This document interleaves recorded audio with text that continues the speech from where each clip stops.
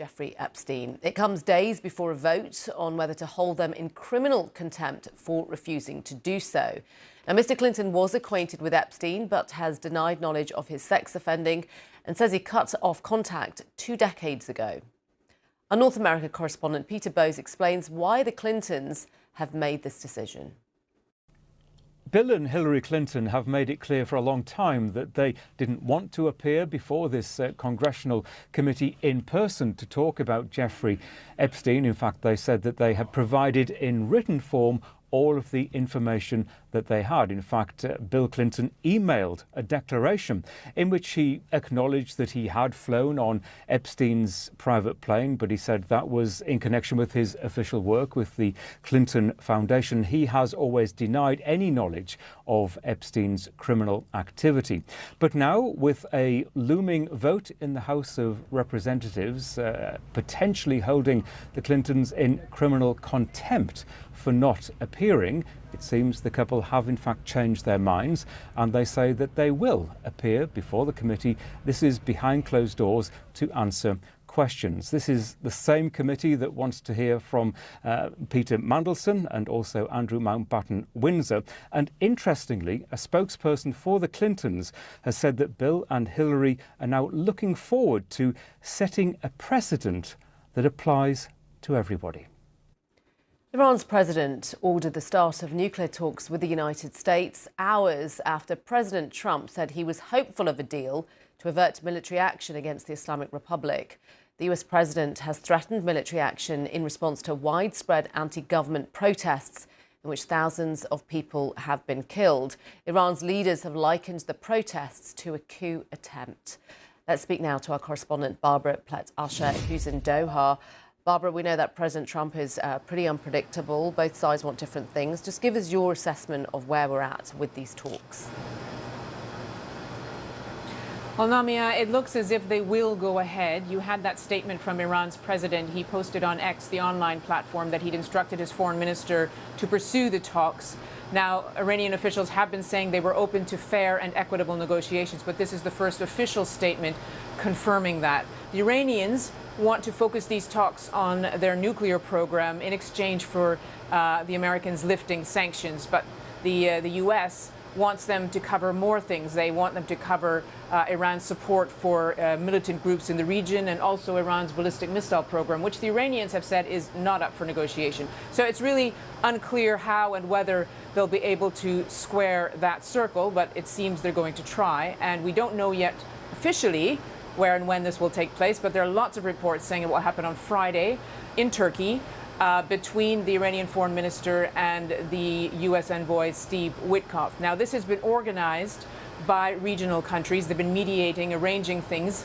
And this is one of the reasons the Iranian president said that Iran had agreed, that it had responded to requests from friendly countries to participate, because the Iranians are very wary of the United States. You remember in June when the Americans bombed Iranian nuclear facilities. That took place on the eve of a scheduled set of talks. So the Iranians aren't sure that's not going to happen again, and they've telegraphed very clearly that they are prepared to respond if it does. The top commander said, "We learned from that experience. We were too slow to respond. Now we've moved from a defensive posture to an offensive posture and will respond swiftly and with crushing force." So all of that is in the background as this diplomatic track gets underway.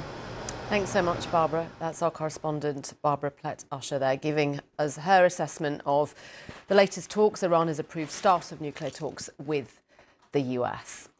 Let's get some of the day's other news now. President Trump says India has agreed to stop buying Russian oil as part of a long-awaited trade deal with the United States. Announcing the agreement after a phone call with India's Prime Minister Narendra Modi, Mr. Trump said Delhi had pledged to buy more oil from the US and potentially from Venezuela. The White House has confirmed that the US envoy Steve Witkoff will join another round of peace negotiations between Russia and Ukraine later this week in Abu Dhabi. In the run-up to the meeting, Russia agreed to pause its strikes in Ukraine's civilian energy infrastructure, but bombing has continued. Every federal officer in Minneapolis will from now on wear a body camera. The US Homeland Security Secretary Kristi Noem has announced the cameras would be deployed immediately. and the programme would be expanded nationwide as funding became available. The move follows a national outcry over the recent killings of 2 US citizens by federal agents in Minneapolis. The French government has survived 2 no-confidence votes in Parliament, clearing the way to adoption of the contested 2026 budget. The votes were called by hard-left and far-right parties after the Prime Minister, Sébastien Lecornu, used a constitutional power to force the spending bill into law. Let's return now to that fallout about revelations regarding the former British ambassador, Peter Mandelson. The government has said it'll provide whatever assistance is needed as the Metropolitan Police considers accusations that he passed sensitive government information to the convicted sex offender Jeffrey Epstein. Let's speak now to our chief political correspondent, Henry Zeffman. Henry, it's getting worse, isn't it, for Lord Mandelson? The pressure's really mounting on him. Just give me your assessment on how you see things right now. Yeah, hard to overstate how serious this is for Lord Mandelson. The Met Police is not investigating him, but it is assessing the evidence to see whether it meets the threshold for them to launch an investigation. And the allegation that various politicians, mostly opposition politicians, but including some senior Labour politicians, are pressing for the Met to investigate, is misconduct in public office. Well, that is a pretty rare offence, but it's a very serious offence which carries a punishment of up to life imprisonment. So this is a serious business. And when we spoke yesterday, I think we thought this was a serious business, but we thought that it was simply another more vivid illustration of a story that we have seen before. The story which led to Lord Mandelson being sacked as UK ambassador to the US in September last year, which was of his friendship, unwisely to say the least, continuing with a convicted sex trafficker beyond his conviction. But actually yesterday, as we trawled through the millions of documents which have been published by the US government, it became clear that actually this is a category difference. This is now, I think, a story about allegations that Lord Mandelson shared sensitive government information, including discussions involving a very small group of people, among them the then Prime Minister Gordon Brown, with Jeffrey Epstein. That is less a story about Jeffrey Epstein, that is a story about Lord Mandelson. Of course, worth stating, while he's responded to comment requests for his response to various elements of what's in these files, we haven't heard from him on this specific claim that he passed sensitive government information to Jeffrey Epstein. Yesterday, when we talked, Henry, you mentioned that there could be a possibility that Mandelson might be stripped of his peerage. How close are we to that reality? Well, I think there's building pressure on the government to find a way to do that. And they sort of say that they want to do that. Now, there's 2 different things. There's stripping him of his ability to turn up to the House of Lords, vote and take part in debates. Now, he's actually on a leave of absence anyway. I suspect that either he will say that he's retiring from the House of Lords and will never return, or that the House of Lords will find a way to stop him ever returning. But then there's also the question of his title. You can't have... It was very hard for a member of the House of Lords to have their peerage revoked, for, in this case, Lord Mandelson to become Peter Mandelson again. That is something that can only be achieved by legislation through Parliament. That would require the government to propose that legislation. I think they might be a bit reluctant to do that, given there are actually convicted criminals who still have their peerage titles. Some of them even attend the House of Lords still. But it may well be that the pressure becomes so significant that the government feels it has to do that to demonstrate how serious it recognises that this is. Thank you, Henry. That's Henry Zeffman there, giving us his latest take on the revelations about the former British ambassador, Peter Mandelson. Henry, our chief political correspondent. Still to come, props and memorabilia from one of the world's longest-running science fiction television series goes on sale today. Stay with us for more on the Doctor Who charity auction. Around the world and across the UK, this is BBC News.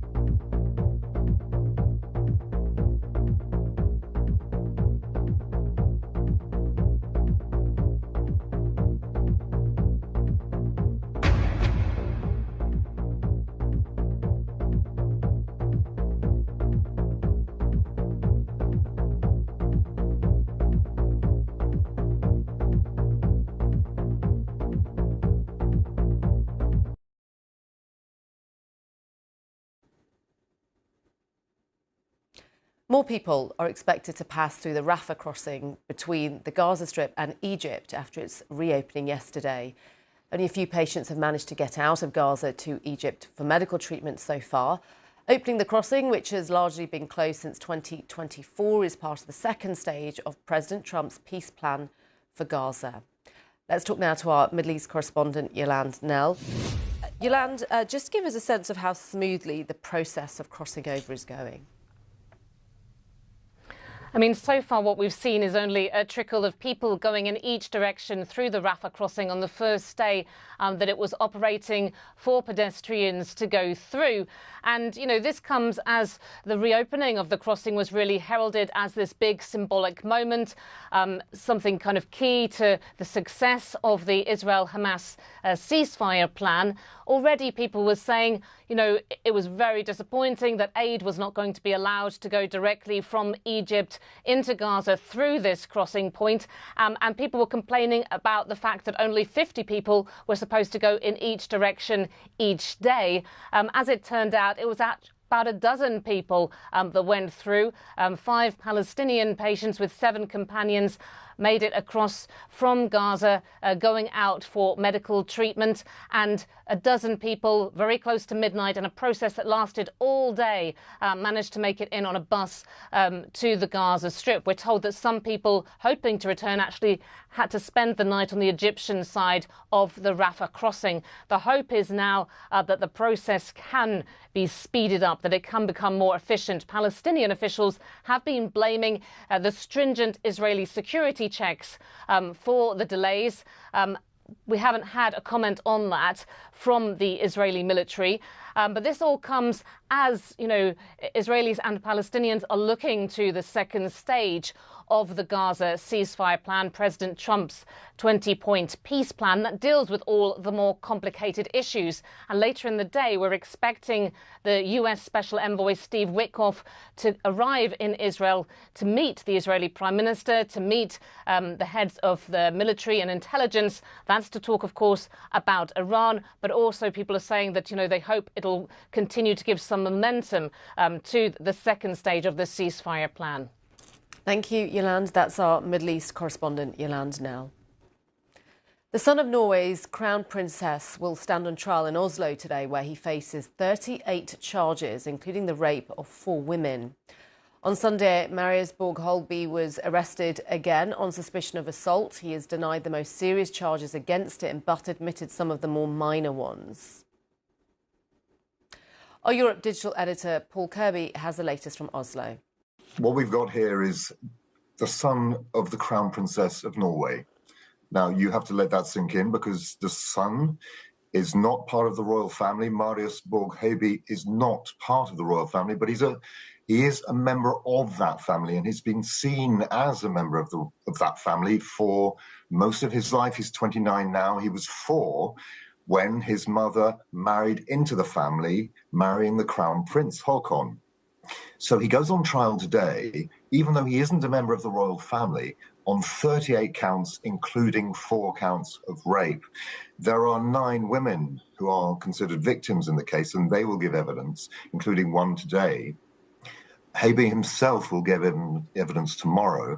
But what we've got here is a climate that's not only involving Holby going on trial, we've also got his mother, the Crown Princess Mette-Marit, who's very much at the centre of everybody's minds at the moment, just as much as the trial is.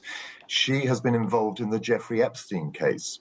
Hundreds of emails came out over the weekend, released by the US Department of Justice, which has shown that she spent 4 days at his house in Palm Beach, Florida, and more is coming out about that. So what we're seeing every day in the Norwegian press, and this is really quite unprecedented. It involves the future queen being at the subject of so much speculation here.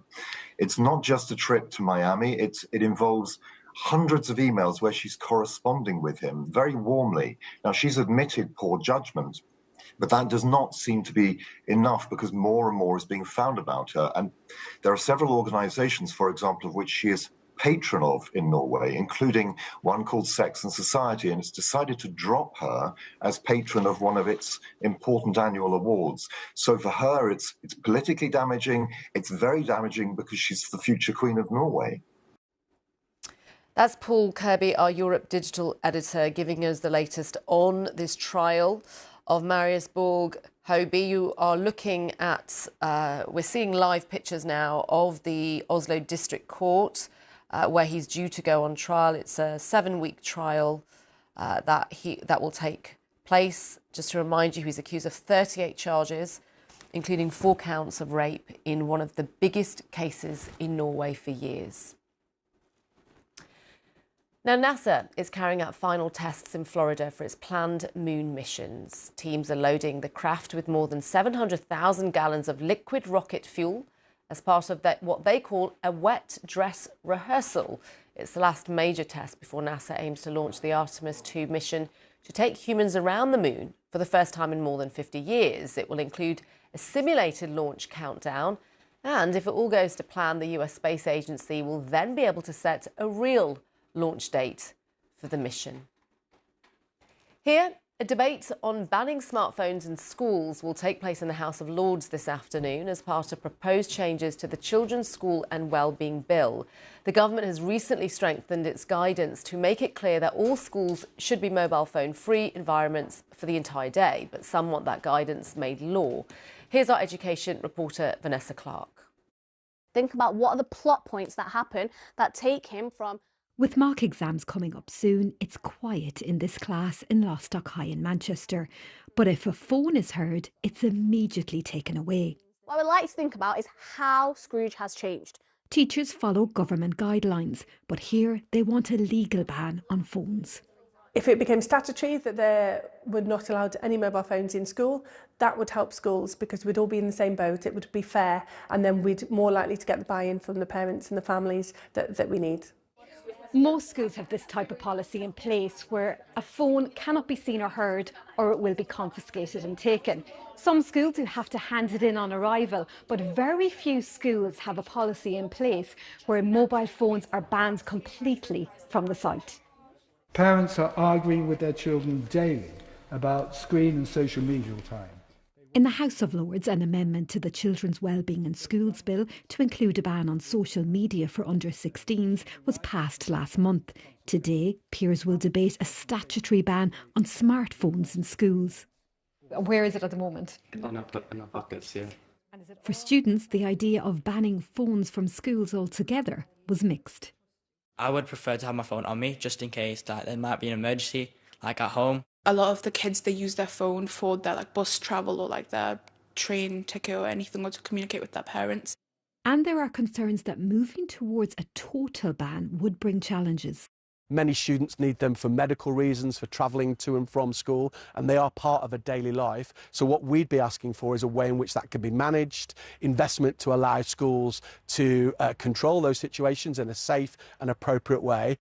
Around 650 child protection workers have signed an open letter to the Prime Minister backing a legal ban on smartphones in schools. The Department for Education says schools should be phone-free and it has strengthened its guidelines. Vanessa Clark, BBC News, Manchester. A charity auction of props and memorabilia from one of the world's longest-running science fiction television series, the BBC's Doctor Who, begins later today.